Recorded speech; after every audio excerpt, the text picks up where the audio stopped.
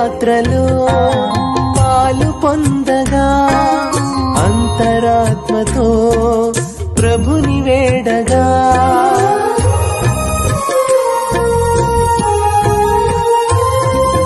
సిలువ యాత్రలో పాలు పొందగా అంతరాత్మతో ప్రభుని వేడగా సాతాను క్రియలను జయించగా క్రీస్తు సాక్షులుగా జీవించగా సాతాను క్రియలను జయించగా క్రీస్తు సాక్షులుగా జీవించగా. క్రీస్తు ప్రభుని యందు మిక్కిలి ప్రియులకు సహోదరి సహోదరులారా, దేవుని బిడ్డలారా, ఈరోజు యావత్ కథోలిక శ్రీసభ ప్రపంచవ్యాప్తముగా తపస్కాలాన్ని ప్రారంభిస్తూ ఉంది. ఈ ప్రారంభము రోజును విభూతి బుధవారముగా సంబోధిస్తూ ఉన్నాం. ఈ రోజును తపస్కాలము ప్రారంభ దినముగాను, ఈ రోజు నుంచి కూడా క్రీస్తు ప్రభుని యొక్క శిలువ శ్రమల కాలమని, కృపాకాలమని, ప్రాయచిత్త కాలమని, అలాగే ప్రభుని యొక్క ఆశీర్వాదాలు మిక్కుటముగా పొందేటువంటి కాలమని మనం పిలుస్తూ ఉన్నాం. అయితే బైబిల్ పండితులు ఈ రోజు నుంచి కూడా ఈ తపస్కాలం అంతా బైబిల్ పండితులు ఒక చక్కని విధంగా అభివర్ణిస్తూ ఉన్నారు. ఈ తపస్కాలాన్ని బైబిల్ పండితులు ఏమంటున్నారంటే వసంత కాలముగా వారు చిత్రీకరిస్తూ ఉన్నారు. ప్రకృతిలో చూసేటువంటి వసంత కాలం అనగా, వసంత కాలము అనగానే పాత ఆకులన్నీ కూడా, ఎండిన ఆకులన్నీ కూడా నేలరాలిపోయి ఆ చెట్టు వాటిని దూరం చేసుకుని కొత్త చిగుర్చేటువంటి కాలమే ఈ వసంత కాలము లేదా స్ప్రింగ్ టైం, స్ప్రింగ్ సీజన్. అలాగే ఈ తపస్కాలంలో ప్రియబిడ్డలారా, సహోదరి సహోదరులారా, మనిషికి ఉన్నటువంటి ఈ పాత స్వభావాన్ని, పాత ఆలోచనలు, పాత నడవడికలు, పాపపు స్వభావాన్ని వదిలిపెట్టేసి నూతన స్వభావాన్ని, నూతనమైన హృదయాన్ని, నూతనమైన చిగురును అందిపుచ్చుకోవాలి, స్వీకరించాలి దాన్ని. కాబట్టి we need to remove the old self. ఆ పాపపు స్వభావాన్ని మనం వదిలిపెట్టేయాలి. దాన్ని తీసివేసుకుని నూతనమైన మనస్తత్వాన్ని, నూతనమైన ఆలోచనని, నూతనమైనటువంటి పద్ధతుల్ని అలవర్చుకోవాలి. దాన్ని ఏమంటామంటే క్లీనింగ్ ప్రాసెస్ అని పిలుస్తూ ఉన్నాం. క్లీనింగ్ ప్రాసెస్ అంటే ఏంటి? శుద్ధి చేసుకునేటువంటి ఒక ప్రక్రియ ఇది. మనిషి, ఒక విశ్వాసుడు, ఒక భక్తుడు తనను తాను శుద్ధి చేసుకునే ప్రక్రియ ఇది, ఈ 40 రోజులు కూడా.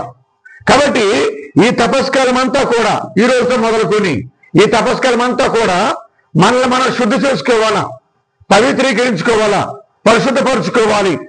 అనేకమైన త్యాగక్రియల ద్వారాగా, ప్రేషితమైన కార్యక్రమాల ద్వారాగా మనల్ని మనం శుద్ధి చేసుకోవాలి. యావేలు గ్రంథం నుంచి కూడా మొదటి పట్టాన్ని స్వీకరించాం.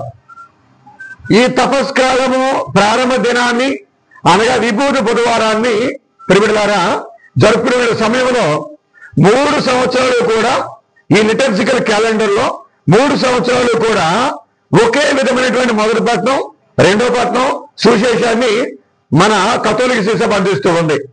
3 సంవత్సరాలు కూడా ఒకే విధమైన బైబిల్ పట్టణాలు. అది ఏమంటాయి? యావేలు గ్రంథం మొదటి పట్నం, యావేలు గ్రంథము 2వ అధ్యాయము 12వ వచనం నుంచి 18వ వచనం వరకు. అలాగే రెండవ పట్నముగా పునీత పౌలు గారు కొరింథీయులకు రాసిన 2వ లేఖ 5వ అధ్యాయము 20వ వచనం నుంచి 6వ అధ్యాయం 2వ వచనం వరకు. అలాగే సువిశేషం ఎప్పుడు కూడా మనకి ఇచ్చేటువంటి వాక్యం ఏంటంటే మత్తయి సువార్త 6వ అధ్యాయము 1వ వచనం నుంచి 6వ వచనం వరకు, మరియు 16వ వచనం నుంచి 18వ వచనం వరకు. కాబట్టి మొదటి పట్టణం మనం ధ్యానం చేస్తూ ఉన్నాం. మొదటి పట్టణంలో యావేలు ప్రవక్త, యావేలు గ్రంథం నుంచి తీసుకున్నాం. ఈ యావేలు గ్రంథంలో భగవంతుడు అంటూ ఉన్నాడు యావేలు ప్రవక్త ద్వారా. ఏమంటున్నాడంటే నేడైనను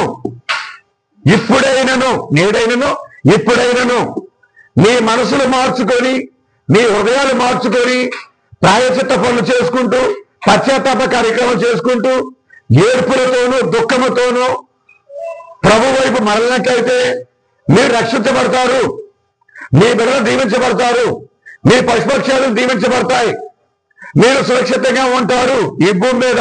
కాబట్టి దేవుడు మారు మనసు పొందిన వారికి తాను నిర్ణయించిన శిక్ష తప్పించవచ్చు, తాను చేసేటువంటి తీర్పును మార్చవచ్చు. ప్రాయశ్చిత్త పనులు చేస్తే, పశ్చాత్తాప క్రియలు చేస్తే, మనం మారు మనసు పొందేటువంటి క్రమంలో నడుచుకుంటే, మళ్ళీ మనం నూతనీకరించుకునే క్రమంలోకి ప్రక్రియలోకి మనం అడుగు పెడుతూ ఉంటే కనుక ఆయన నిర్ణయించిన శిక్షను ఆయన మార్చవచ్చు. మనకి ఇవ్వాలనుకున్నటువంటి ఆ తీర్పును మార్చవచ్చు. కాబట్టి ఈ తపస్కాలం ఈ రోజు నుంచి కూడా మనం నూతనీకరణ ప్రక్రియ మనం జరుపుకోవాలా, పాపక్షమాపణ ప్రక్రియ మనం ప్రారంభించాలా, హృదయ శుద్ధిని మనం ఆ ప్రక్రియను మనం మొదలు పెట్టుకోవాలి 40 రోజులు కూడా. కాబట్టి ఈ వాక్యాన్ని మనం చూస్తూ ఉన్నాం. ఇది రెండో విషయం అంటే ఏంటి? All sinners. ఇది రెండో విషయం. మొదటి విషయం ఏంటంటే మనమందరం కూడా పాపాత్ములు కాబట్టి పాప క్షమాపణ ప్రక్రియను మనం మొదలు పెట్టాలి, శుద్ధీకరణ ప్రక్రియ మొదలు పెట్టాలి, నూతనీకరణ ప్రక్రియ మొదలు పెట్టాలి మనం అందరం కూడా ఈ తపస్కాలంలో. అది తర్వాత ఏంటి? we need to acknowledge that we are all sinners. There is no exception that we are holy.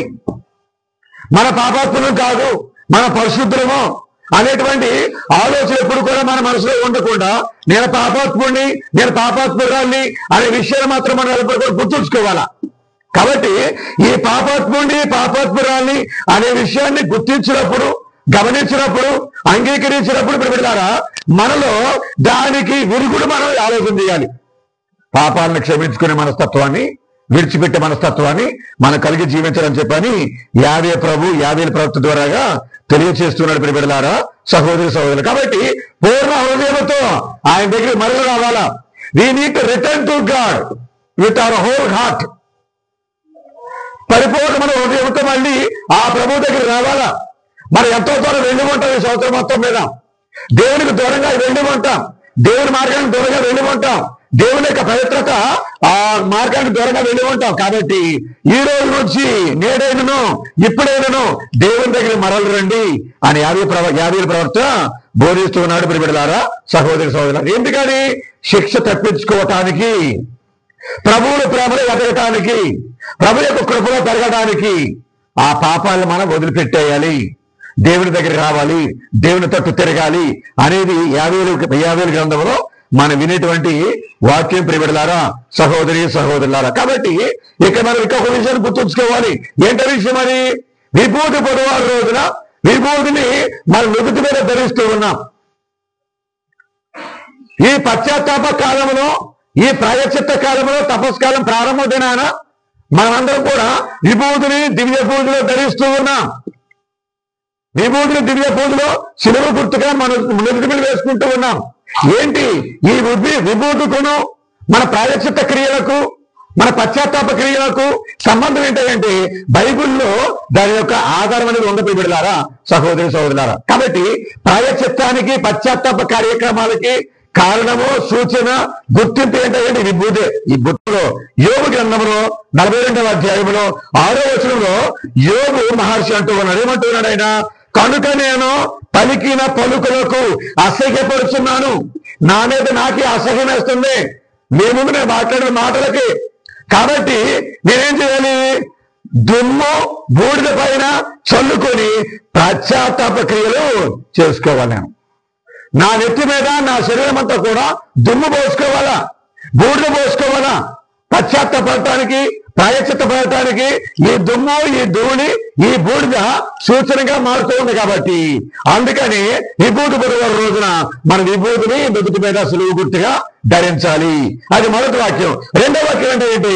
దానియేలు గ్రంథము 9వ అధ్యాయము 3వ వచనంలో దానియేలు ప్రవక్త అంటూ ఉన్నాడు, నేను ప్రభువునకు భక్తితో ప్రార్థన చేయవలెను, ఉపవాసం ఉండి గోనె దాల్చి బూడిదలో కూర్చుందును అంటున్నాడు దానియేలు మహర్షి.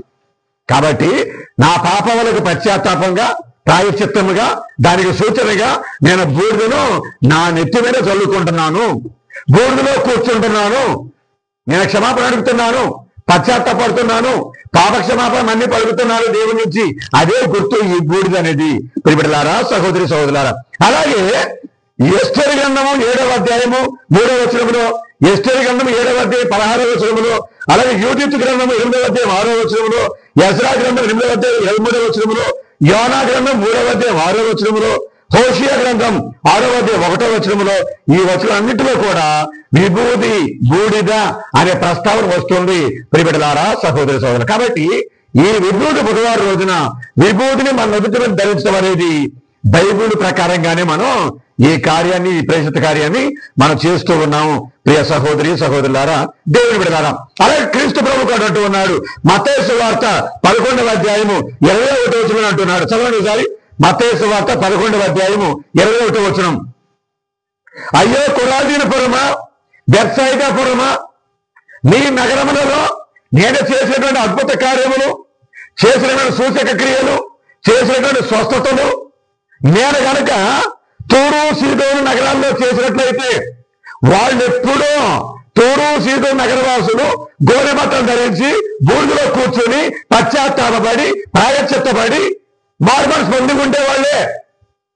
కాబట్టి మీరింకా మారటలా, అయ్యో మీకు అనర్థము, అయ్యో మీకు శాపం అని చెప్పని యేసు ప్రభు ఇక్కడ వాక్యమును అంటూ ఉన్నాడు ప్రియబిడ్డలారా, సహోదరి సహోదరులారా. కాబట్టి ఇక్కడ మనమందరం కూడా ఈ రోజున విభూతులు ధరిస్తూ ఉన్న నుదుటి మీద ఆ విభూతుకును ఈ పాస్కయత్త కాల ప్రారంభ దినానికి మనకు నేర్పిస్తూ ఉంది ప్రియబిడ్డలారా, సహోదరి సహోదరులారా. కాబట్టి ఈ తపస్కాలంలో ఈ రోజు నుంచి కూడా ఈ తపస్కాలం ప్రారంభిస్తూ ఉన్నాం.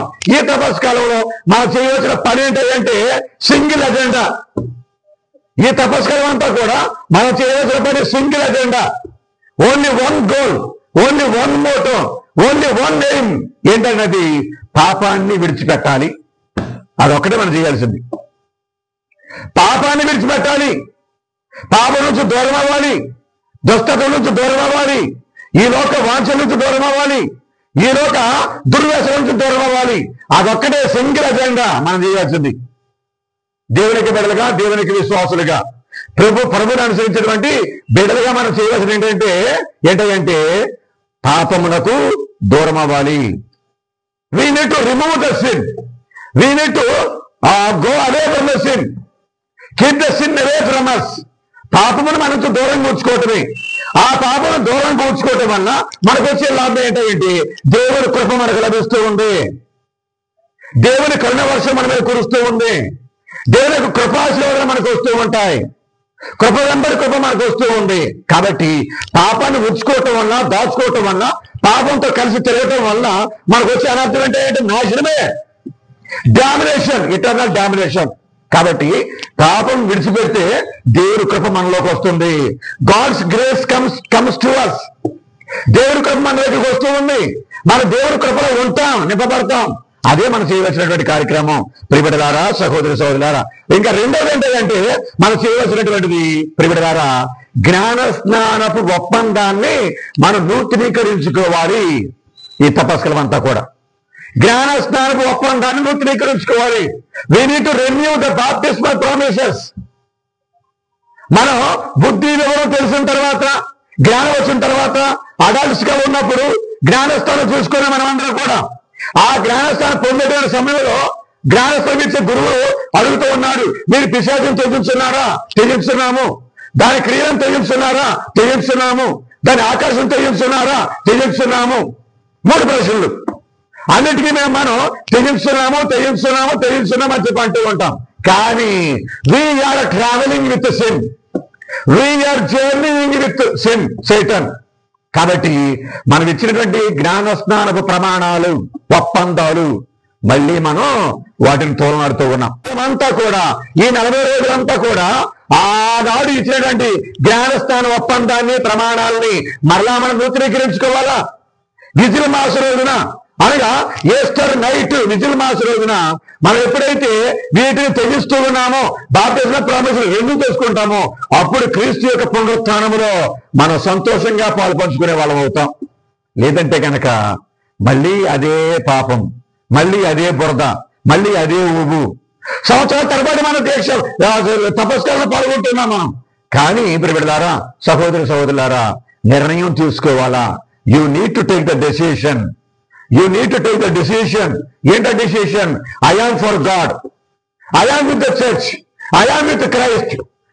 నేను క్రీస్తు పక్షపాతిని, నేను క్రీస్తు పక్షంలో ఉంటాను, క్రీస్తుతో ఉంటాను అని నిర్ణయం మనం తీసుకోవాలి. ఆ నిర్ణయం తీసుకోవడం కోసమే ఈ తపస్కాలం 40 రోజుల్ని శ్రీశైలం మనకు అందిస్తూ ఉంది, క్రీస్తు భగవంతుడు మనకు అందిస్తూ ఉన్నాడు. ప్రియబిడ్డలారా, సహోదరి సహోదరులారా, కాబట్టి ఇక మనం చేయాల్సింది ఏంటి? పాపాన్ని వదిలిపెట్టాలి. దాని ఫలితంగా ప్రియబిడ్డలారా మనం దేవుని కృపను పొందుకుంటూ ఉన్నాం. రెండోదంటే ఏంటి? జ్ఞానస్నాన ప్రమాణాన్ని మనం నూతన పరుచుకోవాలి. పాపపు జీవితానికి స్వస్తి పలకాలి. ఆ పాత స్వభావాన్ని పాత్ర పెట్టాలి. శరీరానికి మనం నలగొట్టబడాలి. we need to die to the body and rise to the spirit. శరీరానికి మనం చనిపోవాలి, ఆత్మకి మనం లేవనెత్తబడాలి. అదే ఇక్కడ మనం చూస్తూ ఉన్న 2వ పట్టణంలో కూడా ప్రియబిడ్డలారా, సహోదరి సహోదరు. కాబట్టి ఈ ఉపవాస యాత్రికులముగా మనమందరం కూడా ఈ 40 రోజులు చాలా జాగ్రత్తగా, చాలా నిష్ఠగా మనం ఈ 40 రోజుల్ని గడుపుకుంటూ ముందుకు సాగిపోతూ ఉండాలి. ఇది ఉపవాసపు యాత్ర, ఇది ఉపవాసపు యాత్ర, ఇది ప్రార్థనల యాత్ర, ఇది దాన ధర్మ క్రియల యాత్ర. ఇది ఈ 40 రోజులు కూడా ఈ 3 ప్రమాణాలని, ఈ 3 విలువల్ని 40 రోజులు కూడా మనం జాగ్రత్తగా వాటిని పాటిస్తూ మన జీవితంలో ఒక అంతర్భాగం చేసుకుంటూ ముందుకు సాగిపోతూ ఉండాలి. ప్రియ దేవుని బిడ్డలారా, సహోదరి సహోదరులు. కాబట్టి ఒక నూతన జీవితానికి నాంది పలకాలు ఈ రోజునే, మన పాత జీవితానికి స్వస్తి పలకాలు ఈ రోజునే, ఈ శరీర వాంఛలకి మనం స్వస్తి పలకాలు ఈ రోజు నుంచి కూడా. అలా జీవిస్తే ఈ తపస్కాలం అంతా కూడా, క్రీస్తు ప్రభు యొక్క కృపాకాలం అంతా కూడా మనకు లాభదాయకంగా మారుతుందని భగవంతుడు మనతో చెప్తున్నాడు. కాబట్టి మనం అందరూ కూడా పాపానికి మరణించాలి, జీవమునకు లేవనెత్తబడాలి, సమాధిని ఓడించాలి, పునరుద్ధరణ మనం పొందుకోవాలి. అదే ఇక్కడ యేసు ప్రభు చెప్పేటువంటి సందేశం ప్రియబిడ్డలారా, పౌలు గారు చెప్పే సందేశం ప్రియబిడ్డలారా. కాబట్టి ఈ 40 రోజులు కూడా దాని క్లీనింగ్ ప్రాసెస్ అని పిలుస్తూ ఉన్నాం. ఇది రిఫైన్మెంట్ ప్రాసెస్ ఇది. కాబట్టి ఈ క్లీనింగ్ ప్రాసెస్ లో మనం ఇప్పుడు కూడా విజయం సాధించడానికే ముందుకు సాగుతూ ఉండాలి. మనకంటూ అసాధ్యమంటే ఏమీ లేదు, మనం చేయలేమనే విషయం ఏమీ లేదు. మనకున్నటువంటి చెడు వ్యసనం మొత్తం కూడా మానేయగలం, చెడు వ్యామోహాలు మానేయగలం. we can remove all the sinful activities, but the thing is we are not able to decide. మనం నిర్ణయించుకోలేకపోతున్నాం, ఆ నిర్ణయాన్ని కట్టుబడి ఉండలేకపోతున్నాం. అందుకని ప్రియబిడ్డలారా, సహోదరి సహోదరులారా, ఈరోజు మొదటి పట్టణంలోను 2వ పట్టణంలో కూడా ప్రభు అంటూ ఉన్నారు, జాగ్రత్త పాపం విషయంలో. పాపాన్ని వదిలిపెట్టేయండి, పాపాన్ని వదిలిపెట్టేసి నేను ఇచ్చే కృపకు మీరు పాత్రలవ్వండి అంటూ ఉన్నాడు. చదవండి ఒకసారి రోమాపత్రిక 6వ అధ్యాయము 3-4 వచనాలు చదవండి. రోమాపత్రిక 6వ అధ్యాయం 3-4 వచనాలు. అపోస్తుల కార్యాల తర్వాత వస్తుంది రోమాపత్రిక. మనమందరమును క్రీస్తు యేసునందు జ్ఞానస్థానం పొందినప్పుడు, ఆయన మరణమునందు జ్ఞానస్థానం పొందితమని మీకు తెలియదా?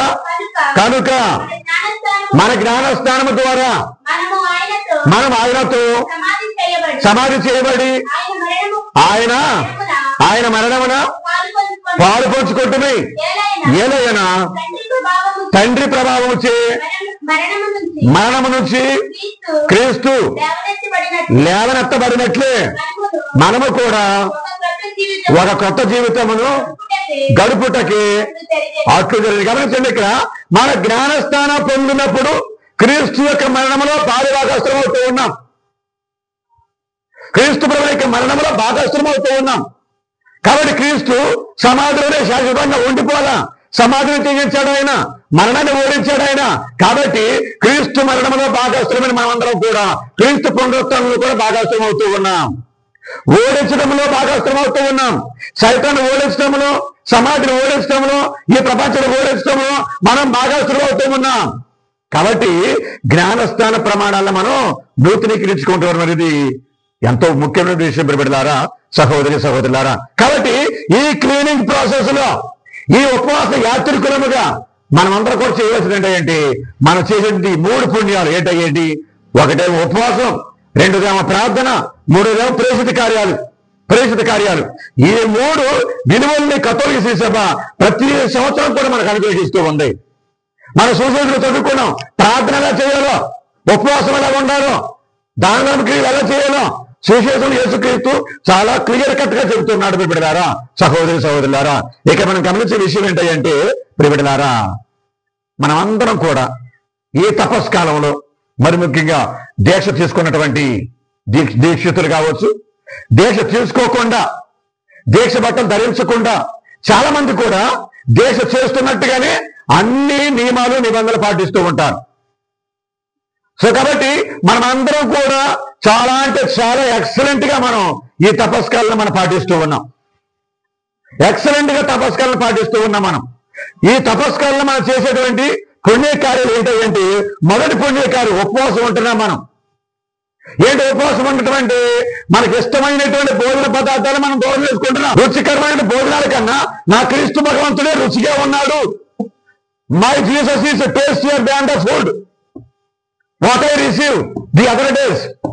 కాబట్టి నేను ఇష్టంగా తినేటువంటి భోజనాల కన్నా, రుచికరమైన వంటల కన్నా నా క్రీస్తు భగవంతుడే రుచిగా ఉన్నాడు. నాకు is tastier than anything and else. కాబట్టి ఈ రుచికరమైన భోజనాలు మనం వదిలిపెట్టేస్తున్నాం ఉపవాసం ఉండి. ఈ పూట బుధవారం రోజులు ఉపవాసం ఉంటున్నాం, ప్రతి శుక్రవారం రోజులు ఉపవాసం ఉంటున్నాం, ప్రతి బుధవారం ఉపవాసం ఉంటున్నాం, ప్రతి శుక్రవారం ఉపవాసం ఉంటున్నాం. దేశ పెట్టిన వాళ్ళు అయితే రోజులో ఒక పూటే భోజనం చేసి 2 పూటలు ఉపవాసం ఉంటున్నారు. Very good, very nice, excellent, సంతోషం. అది ఉపవాసం ఉండటం అది మనం చేస్తున్నాం. మరి రెండో పుణ్యకారం మనం చేస్తున్నాం. ఏంటో రెండో పుణ్యకారం? పాదయాత్రలు కూడా చేస్తున్నాం. మనం పాదయాత్రలు కూడా చేస్తాం, పుణ్యక్షేత్ర యాత్రలకు వెళ్తూ ఉన్నాం. వెరీ గుడ్, సంతోషం. అది పిలిగ్రిమేజ్ సెంటర్స్ మనం వెళ్తూ ఉన్నాం, చాలా సంతోషం. అది పాదయాత్రలు అంటారని వాకింగ్ వెళ్తూ ఉన్నాం, అది కూడా మంచిదే. ఈ రోజు మనం చూస్తే కనుక ఎక్కడికైనా ప్రయాణం వెళ్ళాలంటే కనుక ఆటోలు ఉపయోగించుకుంటున్నాం, బళ్ళు ఉపయోగించుకుంటున్నాం, బస్సులు ఉపయోగించుకుంటున్నాం, కారులు ఉపయోగించుకుంటున్నాం. నడిచే ప్రసక్తి లేదు. ఇక్కడ తోటలో పనులకు వెళ్ళాలని ఆటోలు మనకున్నాయి, ట్రాక్టర్లు మనకున్నాయి. కానీ తపస్కాలలో మాత్రం మన పాదయాత్రలు చేస్తూ నడుస్తూ ఉన్నాం కిలోమీటర్ల తరబడి. అంటే అర్థం ఏంటి? త్యాగం చేస్తూ ఉన్నాం మనం. Very good, excellent. ఇది కూడా పాదయాత్ర చేయడం కూడా ఎక్సలెంట్, సంతోషం. అలాగే మూడవ కార్యం కూడా మనం చేస్తూ ఉన్నాం. ఏంటది? దీక్ష వస్త్రాలు చేసుకుంటూ ఉన్నాం. మనం దీక్ష వస్త్రాలు కూడా ధరిస్తూ ఉన్నాం. అదర్దాన్ని తీసు దీక్షాకాలం. ఈ తపస్కాలంలో దీక్షాకాలంలో మాత్రం ఒక ప్రత్యేకమైన వస్త్రధారణ మనం అనుసరిస్తూ ఉన్నాం. ప్రత్యేకమైన వస్త్రధారణ, దీక్ష వస్త్రాలు వేసుకున్నాం. 40 days కూడా ఆ దీక్ష వస్త్రాలతోనే మనం గడుపుతూ ఉన్నాం. కానీ వేరే రోజులు మాత్రం దీక్షాకాలం కాకుండా అందమైనటువంటి వస్త్రాలంకరణ చేసుకుంటూ ఉన్నాం, అందంగా ముస్తాబవుతూ ఉన్నాం, అందంగా సిద్ధపడుతూ ఉన్నాం, నీకు ఇష్టమైనటువంటి రంగురంగుల బట్టలు కట్టుకుంటూ ఉన్నాం. కానీ ఈ తపస్కాలలో మాత్రం ఆ అందమైన అలంకరణ మనం దూరం అవుతున్నాం. సంథింగ్ గ్రేట్, సంథింగ్ ఎక్సలెంట్ అన్నమాట. ఇది కూడా మంచిదే, త్యాగం చేస్తున్నాం మనం అందరం. అలాగే ఇంకొక పుణ్యకారం చేస్తూ ఉన్నాం మనం. ఏంటో పుణ్యకారం? అది ప్రియబిడ్డలారా, సహోదరి సోదరులారా, దీక్ష తీసుకున్న వాళ్ళు కింద పడుకోవటం కావచ్చు, అలాగే చెప్పులు తీసేయటం కావచ్చు, అలాగే ప్రియబిడ్డలారా జపదానం చేయించటం, శివ మార్గాన్ని ధ్యానం చేయటం, ప్రతిరోజు కూడా ఎర్లీ మార్నింగ్ లేగటం, తలారా స్నానం చేయటం, పడుకునేటప్పుడు నిద్ర లేచిన తర్వాత బైబిల్ చదువుకోవటం, జపదానం చెప్పుకోవటం, ఈ విధంగా అనేకులు ప్రార్థనా కార్యక్రమాలు చేస్తూ ఉన్నాం మనం. చాలా మంచిది, చాలా మంచిది. కానీ ఇక్కడ సమస్య ఏంటంటే, ఎన్ని క్లీనింగ్ ప్రాసెస్ చేసినా కానీ, ఎన్ని పుణ్య కార్యాలు చేసినా కానీ మన లక్ష్యం మాత్రం మనం చేరుకోలేకపోతున్నాం. We are not reaching the goal. We are not attaining the goal. మనం విజయం సాధించలేకపోతున్నాం. దేని మీద విజయం సాధించలేకపోతున్నాం? పాపం మీద విజయం సాధించలేకపోతున్నాం. మళ్ళీ వచ్చేస్తున్నాం, మళ్ళీ ఓల్డ్ సెల్ఫ్కి వచ్చేస్తున్నాం, పాత జీవితానికి వచ్చేస్తున్నాం. ఎన్ని చేసినా కానీ మనలో మార్పు అనేది రావడం లేదు. Why and how? ఇది ఎలా సాధ్యం? ఎందుకు మనం మారట్లా? ఎందుకు మనలో నూతనత్వం రావట్లా? ఎందుకు మన హృదయాలు చిగురించటంలా? మన ప్రవర్తన, మన నడవడిక, మన ఆలోచన విధానం, ఈ జీవితం అనేది మారడం లేదు.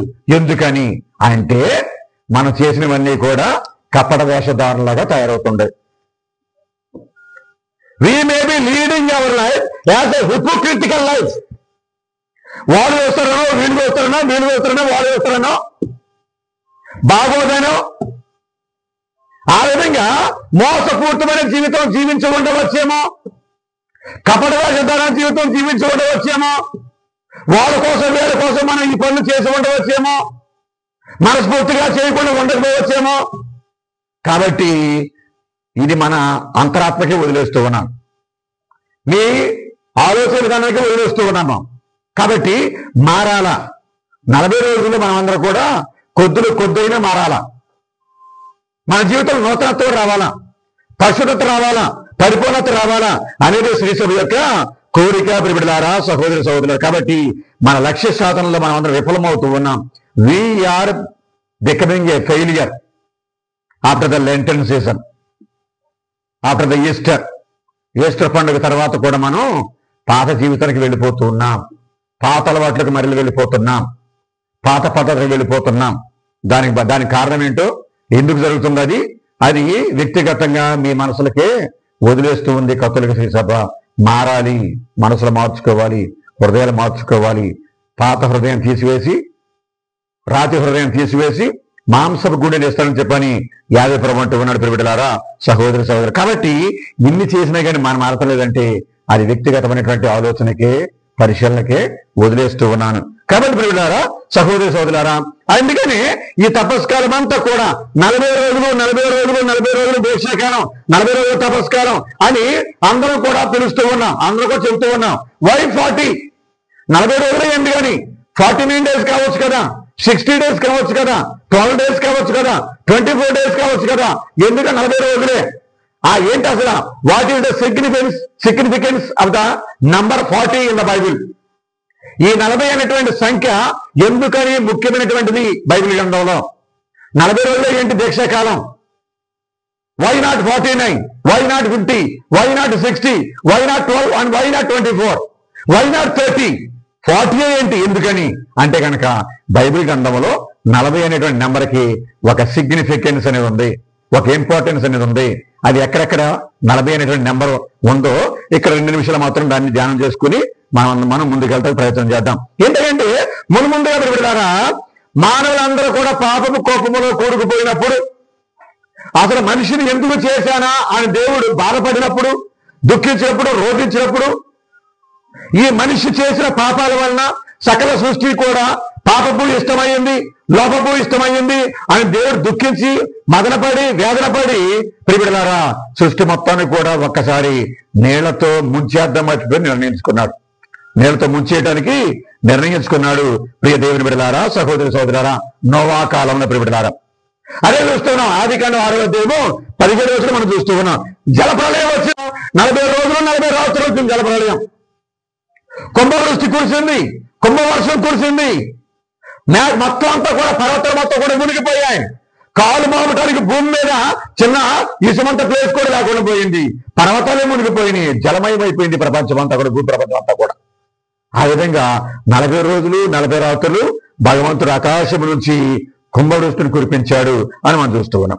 కాబట్టి అలాగే ఈ 40 రోజులు అయిన తర్వాత 40 రోజుల తర్వాత నోవా ప్రియబిడ్డలారా ఆ ఓడ కిటికీ తలుపులు తెరిచి చూశాడు. ఓడ కిటికీ తలుపులు తెరిచి చూశాడు జలప్రళయం ఎలా ఉందో అని, నీరు ఎలా ఉందో చూద్దామని చెప్పని కిటికీ తీసి చూశాడు 40 days తర్వాత. అది రెండవది. తర్వాత ఏంటంటే మాకందరికీ తెలిసిన విషయమే, ఇశ్రాయేలు ప్రజలు పాస్కా పండుగ జరుపుకున్న తర్వాత ఈజిప్టులో మొట్టమొదటిసారిగా అక్కడ ప్రయాణం కట్టి ఇశ్రాయేలు దేశానికి వచ్చేటప్పటికి, కనాను దేశానికి వచ్చేటప్పటికి వాళ్ళకి పట్టినటువంటి గడియ, ఆ ప్రయాణానికి ఈజిప్ట్ నుంచి పాలస్తీన్ దేశానికి రావడానికి పట్టిన గడియ సమయం ఎంత అంటే 40 years, 40 సంవత్సరాలు వాళ్ళకి సమయం పట్టింది. ఇది 40వ నెంబర్. మూడవది. తర్వాత 4వది అంటే దేవుని కొండ అయినటువంటి హోరేబు కొండకి ఏలియా ప్రవక్త జెజబెల్ రాణి యొక్క శబదాన్ని విని భయపడి ప్రాణాన్ని గుప్పిట్లో పెట్టుకుని దేవుని కొండ హోరేబు కొండకి పరిగెత్తుకుంటూ వెళ్ళాడు ప్రాణాన్ని కాపాడుకోవటం కోసం. ప్రియబిడ్డలారా, ఆయనకి పట్టిన సమయం ఎంత అంటే 40 రోజులు 40 రాత్రులు పట్టింది ఆయనకి దేవుణ్ణి కలుసుకోవటానికి. తర్వాత ఇంకోటి ఏంటంటే ప్రియబిడ్డలారా, నినివే నగరం నాకు నాశనం అయిపోతుంది, నినివే నగరాన్ని నేను నాశనం చేసేస్తాను, తగబెట్టేస్తాను, సొదొమ గొమొరాని నాశనం చేసినట్లుగా నినివేని కూడా నేను నాశనం చేస్తాను అని చెప్పని 50 నిర్ణయం చేసుకుని ప్రియబిడ్డలారా, సహోదరి సహోదరులారా, యోనాను పంపించాడు అక్కడికి, నినివే నగరానికి. యోనాను పంపించి నగరం అంతా కూడా తిరిగి నువ్వు ఒకే ఒక మాట చెప్పు, ఒకే ఒక సందేశం చెప్పు వాళ్ళకి, రాబోయే 40 రోజుల్లో నినివే నగరాన్ని నేను దహించి వేస్తాను, నా మాటగా చెప్పు, నా మాటగా చెప్పు అన్నాడు యాజక ప్రభు. కాబట్టి ఈ యోనా ప్రవక్త 3 రోజులు ఈ నినివే నగరం అంతా కూడా తిరిగి వీరి వీధికి ఇంటింటికి తిరిగి రాబోయే 40 రోజుల్లో మీరు పశ్చాత్తాపడకపోతే, మీ పాపాలకు ప్రాయశ్చిత్తం అడగపోతే, మీరు శోకించి దుఃఖించకపోతే, దేవుని క్షమాపణ కోరుకోకపోతే కనుక with in 40 days God is going to destroy this great city called Nineveh అని బోధించాడు. ఆ ప్రబోధం విన్న వెంటనే రాజుగారితో మొదలుకొని, పండితుడితో మొదలుకొని, పామరుడి వరకు, కూలి పని చేసుకునే వరకు, పశువులు పక్షులు అందరూ కూడా నీళ్లు ఆహారం తీసుకోకుండా మొత్తం గోని బట్టలు ధరించి బూడిదలో కూర్చుని పశ్చాత్తాపంతో ప్రార్థన చేసుకున్నారు. దేవుడు క్షమించారు వాళ్ళని 40 days లో. 40వ నెంబర్. అదే ప్రజలారా, సహోదరులారా, ఇశ్రాయేలు ప్రజలు పాలస్తీనా దేశంలోకి వచ్చిన క్రమంలోనే యొర్దాను నదిని దాటి యెరికో నగరానికి వెళ్ళి దాన్ని ఆక్రమించాలి. కాబట్టి ఇక్కడ యెహోషువ చేసిన పని ఏంటి? అసలు యెరికో నగరం ఎలా ఉందో చూడాలి. అది ప్రాచీనమైన నగరం, అది బలమైనటువంటి గోడలు ఉన్నాయి. అసలు ఆ ప్రజలు అలాంటి వాళ్ళు, అక్కడ ఏం పట్ల పడుతుందో, ఎంత ఎత్తున్నారో, ఎంత బలం ఉందో, యుద్ధ నైపుణ్యత ఎంత ఉందో వాళ్ళకి తెలుసుకుని రండి, పరిశీలించి రండి అని యెహోషువ వేగుల వారిని పంపించాడు యెరికో నగరానికి. ఈ వేగుల వారు వెళ్ళారు యెరికో నగరానికి. వెళ్ళి మారు వేషములో ముసుగు వేసుకుని 40 days ఆ నగరంలోనే ఉండి ఆ నగరాన్ని క్షుణ్ణంగా పరిశీలించి తిరిగి మళ్ళీ దేవుని కృప వల్ల బయటికి వచ్చి యెహోషువకు సందేశం ఇచ్చారు. ప్రియబిడ్డలారా, 40 days ఈ వేగుల వారు ఇశ్రాయేలీయులు యెరికో నగరంలో గుట్టు చప్పుడు కాకుండా సంచరించారు. అన్ని డీటెయిల్స్ తెలుసుకున్నారు. మళ్ళీ వచ్చారు. వచ్చిన తర్వాత దేవుని ప్రార్థన చేసుకుని యెరికో నగరాన్ని ఆక్రమించడానికి దేవుని కృప వల్ల వాళ్ళు ముందడుగు వేశారు. బిడ్డలారా, సహోదరారా, ఇది 40 రోజులు వేగుల వారు యెరికో నగరంలో గడిపినటువంటి రోజులు అన్నమాట. అయితే తర్వాత ఇంకో విషయం ఏంటంటే, సూచనకు వస్తున్నాను. యేసుక్రీస్తు జ్ఞానస్థానం పొందిన తర్వాత పవిత్రాత్మ పూరితుడై ఎడారికి వెళ్ళి అక్కడ 40 days and 40 nights ఉపవాసం ఉన్నాడు. తాను చేయబోయేటువంటి రక్షణ కార్యానికి ముందుగా, తాను సాధించబోయేటువంటి లోక కళ్యాణానికి ముందుగా, నేను సిద్ధంగా ఉన్నాను, నేను రెడీ అయిపోయాను, నేను సిద్ధంగా ఉన్నాను, నీ ప్రభా నీ పనులు చేయడానికి, నీ రక్షణ కార్యం కొనసాగించడానికి, ప్రారంభించడానికి సూచనగా ఎడారిలో సైతాను చేత శోధించబడ్డాడు. ఉపవాసముతో 40 రోజులు 40 రాత్రులు. ప్రియబిడ్డలారా, సహోదరులారా, అలాగే ఆఖరి విషయం ఏంటంటే, ప్రియ సహోదరులారా, యేసుక్రీస్తు పునరుత్థానమైన తర్వాత, మరణించి సమాధిని ఓడించి పునరుత్థానమైన తర్వాత 40 రోజుల తర్వాత ప్రియబిడ్డలారా మోక్షారోహణమై వెళ్ళాడు యేసుక్రీస్తు. 40 రోజులు తర్వాత యేసుక్రీస్తు మోక్షారోహణమై వెళ్ళాడు. ఈ 40 రోజులు కూడా ఉత్థాన క్రీస్తు శిష్యులను, అపోస్తులను, తనను అనుసరించినటువంటి విశ్వాసులందరూ కూడా దర్శనమిచ్చి వాళ్ళ విశ్వాసాన్ని బలపరిచి, అందరు కూడా దర్శనమిచ్చి ప్రియబిడ్డలారా వాళ్ళ విశ్వాసాన్ని బలపరిచిన తర్వాత అప్పుడు మోక్షారోహణమై వెళ్ళాడు 40 రోజుల తర్వాత, ఉత్థానం తర్వాత. కాబట్టి ఈ 40 నెంబర్ అనేది ఎంత ముఖ్యమైన నెంబర్. కాబట్టి ఎవరైనా అడిగితే గనక మిమ్మల్ని, కథోలికులుగా మిమ్మల్ని అడిగితే గనక ఎందుకు 40 రోజుల దీక్ష, ఎందుకు 40 రోజుల తపస్కాలం అని అడిగితే గనక మీ వివరంగా ఈ విషయాలన్నీ కూడా చెప్పొచ్చు. 40వ నెంబర్కి బైబిల్ గ్రంథంలో చాలా ప్రాధాన్యత, చాలా ముఖ్యమైనటువంటి ఆ ప్రాధాన్యత సంతరించుకోనని చెప్పని మనం చెప్పవచ్చు. ప్రియ సహోదరులారా, దేవుని బిడ్డలారా, కాబట్టి ఈ రోజు విభూతి ధరిస్తూ ఉన్నాం. మన నుదుటి మీద విభూతిని ధరిస్తూ ఉన్నాం. దానికి బలమైన కారణం ఏంటంటే పశ్చాత్తాపానికి, ప్రాయశ్చిత్త క్రియలకు ఇది సూచనగా ఉందని మనం నేర్చుకున్నాం. అలాగే రెండోది ఏంటంటే మన బాప్టిస్మల్ ప్రామిసెస్ రెన్యూ చేసుకోవడానికి, నూతనీకరించుకోవడానికి, జ్ఞానస్నాన ప్రమాణాన్ని నూతనీకరించుకోవడానికి. మరి మూడవ కారణం ఏంటంటే మన మట్టి నుంచి వచ్చాం కాబట్టి తిరిగి మట్టిలోనికి మనం చేరుకోవాలి. We came from the dust and we return to the dust. ఓ మానవుడా, నీ మట్టి నుంచి వచ్చావు కాబట్టి తిరిగి మట్టిలో కలిసిపోవాలి అనేటువంటి దేవుని యొక్క ఆజ్ఞ, కట్టడని మరలా మనకి గుర్తు చేయటం కోసం ఈ విభూతిని మన నుదుటి మీద గురువులు ధరింపజేస్తూ ఉన్నారు. కాబట్టి ఈ విషయాలన్నీ కూడా గుర్తుపెట్టుకుని ఈ లోకంలో జీవించేది మనం కొద్ది కాలమే. ఈ కొద్ది కాలాన్ని మనం పుణ్యవంతమైన విధముగా, ప్రార్థనలు, ఉపవాసాలు, దాన క్రియలు చేసుకుంటూ మనం చక్కగా జీవించాలని భగవంతుడు కోరుతూ ఉన్నాడు. ఈ తపస్కాలంలో నిజమైనటువంటి విశ్వాసం, నిజమైన భక్తి, నిజమైన ప్రార్థన, నిజమైనటువంటి దాన క్రియలు, నిజమైనటువంటివి అలాగే ఉపవాసంతో మనం జీవించాలి. భగవంతుడు కోరుకునేది అదే. ఏంటంటే నేడైనను ఇప్పుడైనా కానీ సమయం మించిపోయింది ఏమి లేదు. నేడైనను ఇప్పుడైనను మనసు మార్చుకోవాలి, దేవుని తట్టు తిరగాలి. Return to the lord, come back to the lord. తప్పిపోయిన కుమారుడు ఏ విధంగా అయితే తండ్రి వద్దకు వచ్చాడో అలాగే మనం కూడా ఈ సంవత్సరం అంతా కూడా దారి తప్పి తిరుగుతూ ఉన్నాం. దేవుని మార్గానికి చాలా దూరం వెళ్ళి ఉంటాం. కాబట్టి it is time for us to come back to the Lord. దేవుని వద్దకు రావడానికి ఇదే అనుకూల సమయము, ఇదే కృపాకాలము, ఇదే దీవెనల కాలము, ఇదే పాపపక్షాలన కాలం. కాబట్టి ఈ 40 రోజులను కూడా చాలా జాగ్రత్తగా, చాలా నిష్టగా, ఎవరు చూస్తున్నారు ఎవరు చూడటం లేదు అనేటువంటి విషయాన్ని ప్రక్కన పెట్టేసి నేను నా ప్రభు, నా హృదయం నా ప్రభు చూస్తున్నా. It is a cleaning process, renewing process, refinement process ఇది. కాబట్టి మనల్ని మనం నూతనీకరించుకుందాం, సరి చేసుకుందాం. క్రీస్తు ప్రభుని యొక్క ప్రార్థనల్లో మనం అందరం కూడా ఎదుగుదాం. కాబట్టి ఇది ఉపవాసపు యాత్ర. కాబట్టి మనం చేసే ప్రతి చిన్న కార్యాన్ని, పుణ్య కార్యాన్ని భగవంతుడు దీవిస్తాడు, ఆశీర్వదిస్తాడు. మనందరూ కూడా దేవుని యొక్క కృపలో మనల్ని నింపుతాడు. తల్ల వంచండి, కళ్ళు మూసుకోండి, చిన్న ప్రార్థన చేసుకుని ఈ వాక్య పరిచయం ముగించుకున్నాం. భగవంతుడు మనం దీవించాలా. తల్ల వంచండి, కళ్ళు మూసుకోండి. దయాపూరితుడైన ఓ సర్వేశ్వర, ప్రేమగల తండ్రి, దయగల మా తండ్రి, మీకే వందనములు, స్తుతులు, స్తోత్రం మా ప్రభువా. ప్రతి సంవత్సరం కూడా నా యేసయ్య తండ్రి ఈ పుణ్యకాలను మీరు మాకు దయచేస్తూ ఉన్నారు. శ్రీ సభ ద్వారాగా ఈ పుణ్యకాలము క్రీస్తు కృపాకాలం, క్రీస్తు శిలువ శ్రమల కాలం, తపస్కాలం, దీక్షాకాలం, పాప మన్నింపు కాలం. కాబట్టి ఈ కాలాన్ని మేమందరం కూడా చాలా జాగ్రత్తగా, చాలా చక్కగా వినియోగించుకోవాలి. మమ్మల్ని మేము సంస్కరించుకోవాలి, సరిదిద్దుకోవాలి, నూతనపరచుకోవాలి. మా శరీరానికి మేము చనిపోవాలి, ఆత్మకు మేము లేవనెత్తబడాలి. మా పాపానికి మేము చనిపోవాలి, పుణ్యానికి మేము లేవనెత్తబడాలి. అటువంటి జీవితం మాకు దయచేయండి. ఎల్లప్పుడూ కూడా మా జీవితంలో ఎప్పుడు కూడా ప్రభువా ప్రతిసారి కూడా చిగురించాలని యేసయ్య. పాత ఆకులన్నీ కూడా, ఎండిన ఆకులన్నీ కూడా రాలిపోవాలి. వాటి స్థానంలో క్రొత్త చిగురించాలి. అదే ప్రభువా మేము చూపించేటువంటి మోర మనసుకు గుర్తు, మోర మనసుకు చిహ్నం. కాబట్టి ఈ రోజును మీకు అర్పిస్తూ ఉన్నాం.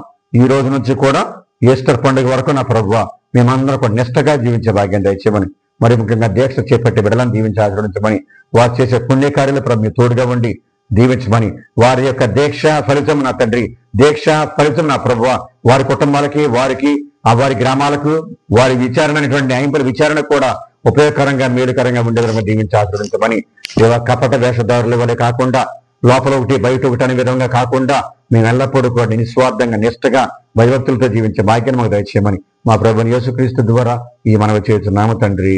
ఆమేన్.